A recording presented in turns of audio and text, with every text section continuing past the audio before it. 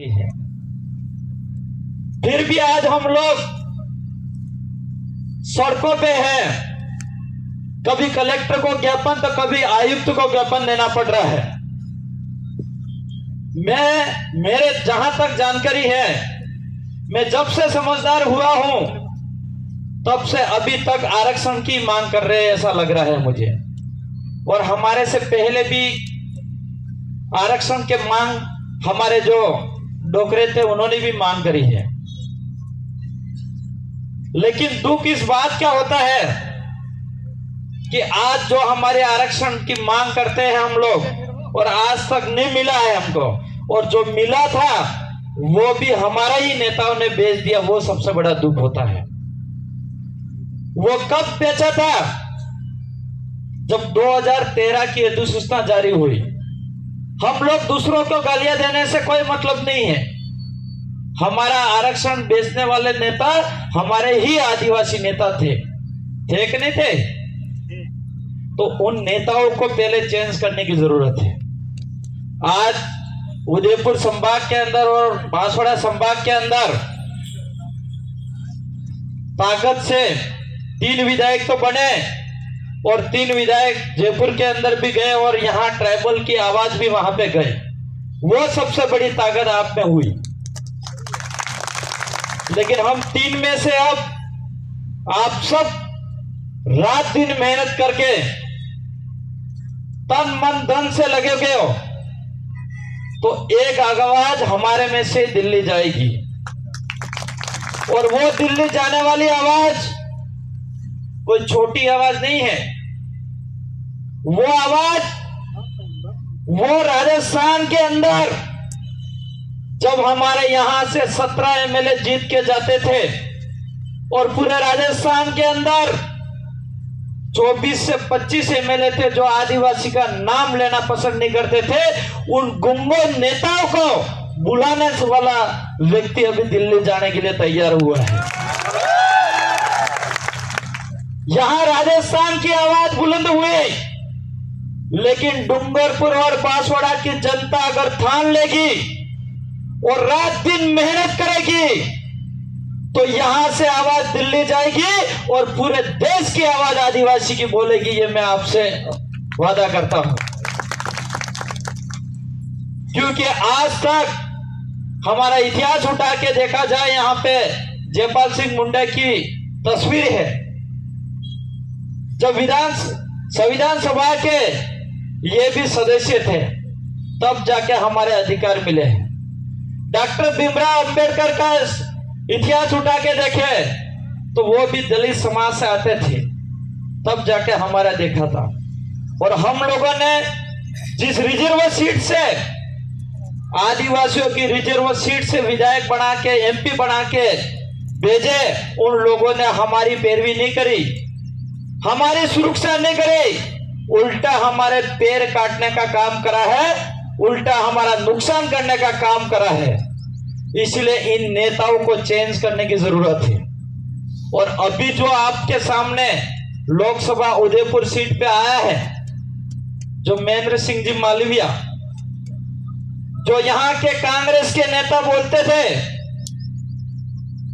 कि हमारा बहुत बड़ा शेर है महेंद्र सिंह मालविया, और जब महेंद्र सिंह मालविया के सामने बीजेपी ने, इसने जो घोटाले करे थे, बीजेपी ने ईडी की जांच कराई और जेल डालने की बात करी, तो वो खुद ही बीजेपी के अंदर शामिल हो गया।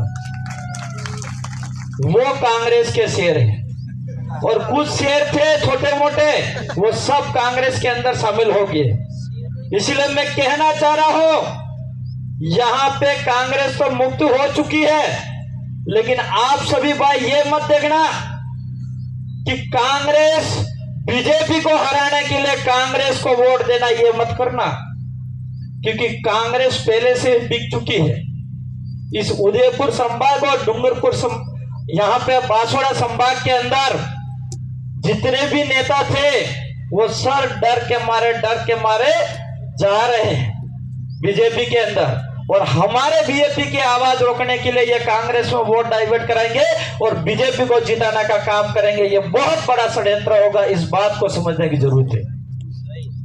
हम लोगों को समझना होगा, ये बीजेपी वाले लोग कांग्रेस को तोड़ रहे हैं और कांग्रेस के लोग बीजेपी का विरोध नहीं कर रहे हैं, यहाँ पे बीएपी का विरोध कर रहे हैं, भारत आदिवासी पार्टी का विरोध कर रहे हैं। इसलिए आप उनके नजरिए से अपन को स्पष्ट दिखता है कि ये लोग कांग्रेस वाले भी बीजेपी को जिताना चाह रहे हैं, यहाँ पे उदयपुर संभाग और बांसवाड़ा संभाग के अंदर। इसलिए हमारा आदिवासी भाइयों को, हम लोगों को समझाना होगा कि एक एक वोट हमारे लिए कीमती है और हमारे भारत आदिवासी पार्टी को, एसटी एससी ओबीसी भाइयों को हम लोगों को समझाना होगा और एक तरफा वोट देके हमारे भाई राजकुमार जी को जिताना होगा।